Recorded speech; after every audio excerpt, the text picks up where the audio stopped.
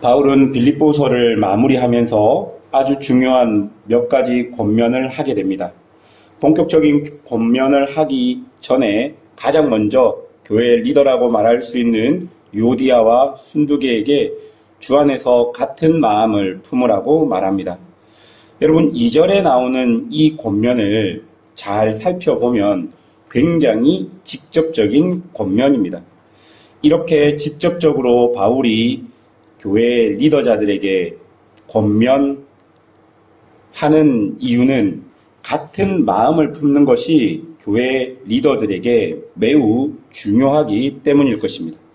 또한 한편으로는 유오디아와 순두계를 신뢰하기에 이렇게 직접적으로 말한다 할지라도 그들이 상처받기보다는 인정하고 돌이킬 것을 믿었기 때문일 것입니다.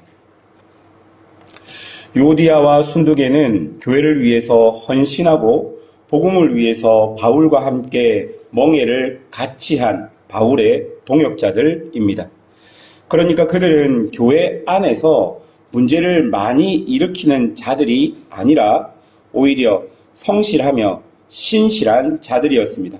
그런데 여러분, 그런 사람들 가운데서도 갈등은 일어날 수 있다는 것입니다. 아무리 경건하고 믿음과 신앙이 좋다 할지라도 교회 안에서 여러 의견들이 있을 수 있습니다. 여기서 우리가 오해하면 안 되는 것은 2명 중에 1명은 옳은 선택을 하고 1명은 옳지 않은 선택을 했다고 생각하는 것입니다. 그렇지 않습니다. 2명 다 옳은 생각을 할 수 있고 옳은 결정을 할 수 있고 옳은 선택을 할 수 있지만 의견이 나누어질 수 있고 생각이 다를 수 있는 것입니다. 다름이 문제가 아니라 다름을 틀림으로 생각하는 것이 문제일 것입니다. 이렇게 교회 지도자들에게 같은 마음을 요구한 뒤 바울은 본격적인 권면을 교회에게 주게 됩니다. 4절을 보시면 주 안에서 항상 기뻐하라, 내가 다시 말하노니 기뻐하라 라고 말합니다. 이 구절에서 기뻐하라가 반복되면서 강조되고 있습니다. 그리고 그 기뻐하라의 앞에는 항상이라는 단서를 붙였습니다. 우리가 항상 기뻐할 수 있는 이유는 무엇일까요? 어떻게 우리는 항상 기뻐할 수 있겠습니까?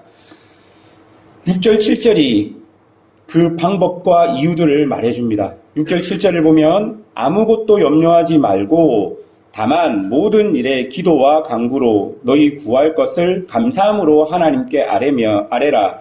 그리하면 모든 지각에 뛰어난 하나님의 평강이 그리스도 예수 안에서 너희 마음과 생각을 지키시리라. 여러분, 6절과 7절이 말하는 것은 기도 만능이 아닙니다.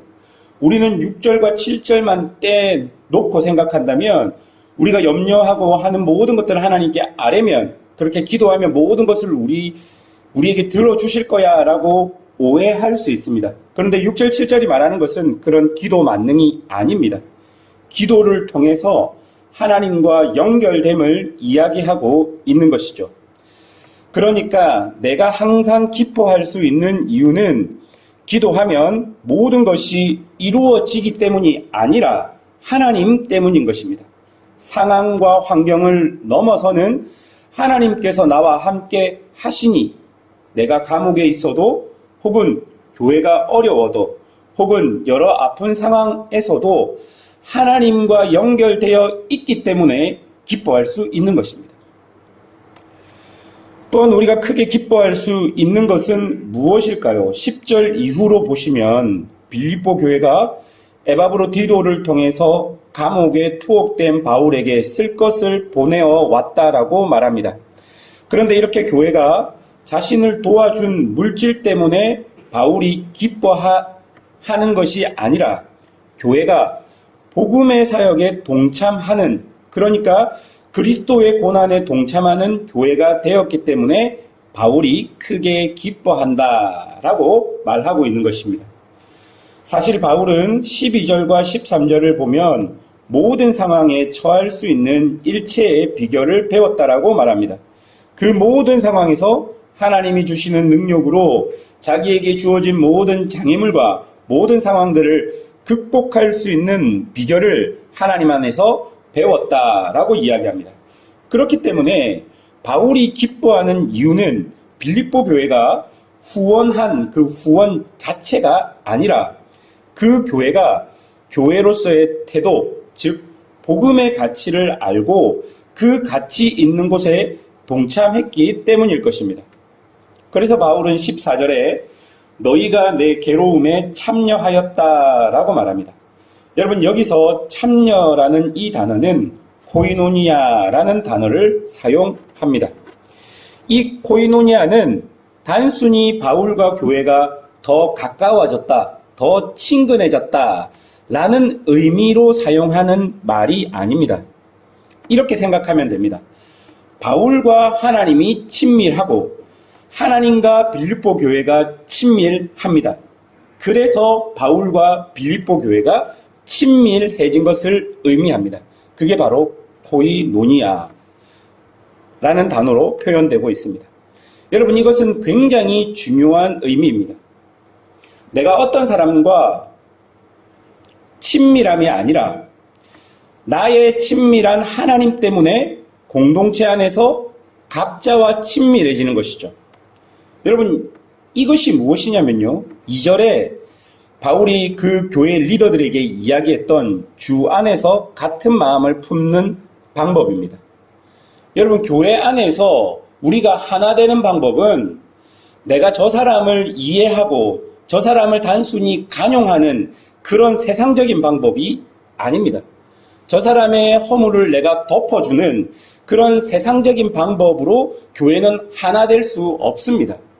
교회가 하나 되는 방법은 코이노니아입니다. 내가 하나님과 친밀해지고 내가 하나님과 가까워지고 그리고 상대방도 하나님과 가까워짐으로 같은 하나님 안에 있는 모습들이 발견됨으로 교회는 하나 될 수 있는 것입니다. 절대로 내가 마음이 좀 더 착해서 내가 좀 더 저 사람보다 선해서 저 사람과 내가 하나 될 수 있어, 내가 참아줄 수 있어서 저 사람과 하나 될 수 있어. 교회는 절대로 그렇게 하나 될 수 없습니다. 왜 그렇습니까? 우리는 전부 다 본성상 오염된 마음을 가지고 있기 때문입니다. 여러분 마음을 여러분이 한번 보십시오. 그렇게 어느 순간은 관용할 수 있고 어느 순간은 참아낼 수 있지만 또 어떤 일이 벌어지면 그 참음들이 모두 깨어지는 것을 우리가 교회 안에서 혹은 공동체 안에서 많이 경험했을 것입니다. 그렇기 때문에 교회 안에서 하나됨은 서로가 서로를 이해해주고 서로가 서로를 아껴주는 마음 이상으로 내가 하나님께 가까이 가고 그가 하나님께 가까이 감으로 하나 될 수 있다라는 것, 하나님을 중심으로 우리 구주 예수 그리스도를 중심으로 모였기 때문에 하나 될 수 있는 것입니다. 그렇다면 여러분, 우리의 하나됨, 그러니까 주 안에서 같은 마음을 품는 방법 중 가장 중요한 것은 무엇입니까? 내가 하나님께 가까이 가는 것이고 그도 하나님께 가까이 가는 것입니다. 교회 안에서 눈에 보이는 그런 방법이 무엇입니까? 교회 안에 성실한 하나님의 말씀이 선포되고 그 말씀을 중심으로 성도들이 모이는 것입니다. 그것이 교회의 하나됨일 것입니다. 사랑하는 여러분, 우리가 기뻐할 수 있는 모든 근거와 이유는 하나님 때문입니다. 상황이 잘 되어서 기뻐할 수 있는 것이 아니라 내가 원하는 대로 일이 이루어져서 기뻐할 수 있는 것이 아닙니다. 하나님 때문에 모든 걱정과 근심 속에서도 그것을 뛰어넘는 하나님의 뜻과 계획을 발견할 수 있고 또한 하나님 때문에 다름이 연합되고 일치하여 같은 마음이 될 수 있는 것입니다. 하나님은 오늘 이 새벽에 우리에게도 동일하게 말씀하고 계십니다. 하나님 때문에 기뻐하라 라고 이야기하고 있고 하나님 때문에 같은 마음을 품으라 라고 이야기하고 있고 하나님 때문에 나와 너가 서로 인정하며 사랑하는 그런 은혜가 있어야 한다 라고 이야기하고 있는 것입니다. 우리 안에 선함을 의지해서 일들이 진행되면 안 됩니다. 하나님을 의지해서 모든 일들이 진행되어야 할 것입니다. 하나님은 교회를 가만히 두지 않으셨습니다. 하나님은 교회가 끊임없이 세상 속에서 도전하고 기쁨이 없는 세상 속에서 끊임없이 기쁨의 공동체로 우리의 기쁨이 세상 속에